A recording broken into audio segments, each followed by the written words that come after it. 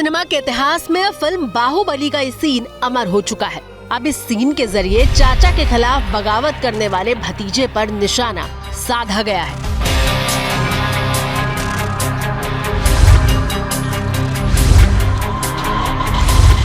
सारा देश देख रहा है अपनों में छिपे गद्दारों को।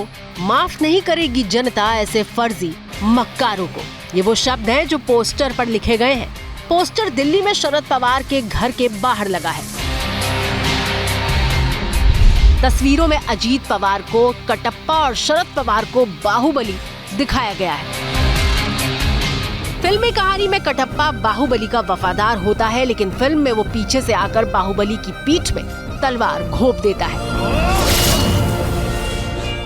शरद पवार के समर्थकों ने अजीत पवार को चाचा की पीठ पर वार करने वाला कटप्पा बता दिया है।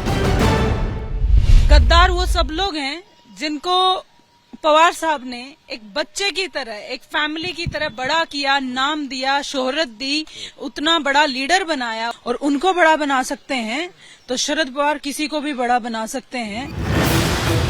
रविवार को अजीत पवार ने राजभवन जाकर डिप्टी सीएम की शपथ ली। अजीत पवार के साथ वो प्रफुल्ल पटेल और छगन भुजबल भी थे, जो शरद पवार के सबसे करीबी लोगों में गिने जाते थे। भतीजे और अपने वफादारों की बगावत ने शरद पवार की सियासी जमीन हिला दी। बुधवार को दोनों खेमों ने शक्ति प्रदर्शन के लिए बैठक बुलाई थी। कुल 53 में से 32 विधायकों ने अजीत पवार का समर्थन किया, जबकि चाचा शरद पवार के खेमे में 18 विधायक रहे। 3 विधायकों की स्थिति साफ नहीं हुई। कल शाम होते होते ये खबर भी सामने आ गई कि भतीजे अजीत पवार ने चाचा शरद पवार को अध्यक्ष पद की कुर्सी से हटाकर वो कुर्सी हथिया ली है। फिलहाल मामला केंद्रीय चुनाव आयोग पहुंच गया है। दोनों गुटों के अपने अपने दावे हैं, पार्टी पर भी और चुनाव चिन्ह पर भी, लेकिन अंतिम फैसला केंद्रीय चुनाव आयोग को ही करना है। अजीत पवार कैंप के नेता और मंत्री छगन भुजबल का तो दावा है कि उनके कैंप को 43 विधायकों का समर्थन हासिल है। मेरे ख्याल से 43-45 कुछ लोग जो है सही मायने में जो है कुछ अभी भी प्रदेश में हैं, कुछ लोग बीमार भी थे। कोई चिंता की कानून से कोई अड़ंगा निर्माण होगा ऐसी कोई बात नहीं है। चाचा और भतीजे में तलवारें खिंच चुकी हैं। अब गुंजाइश बची नहीं है।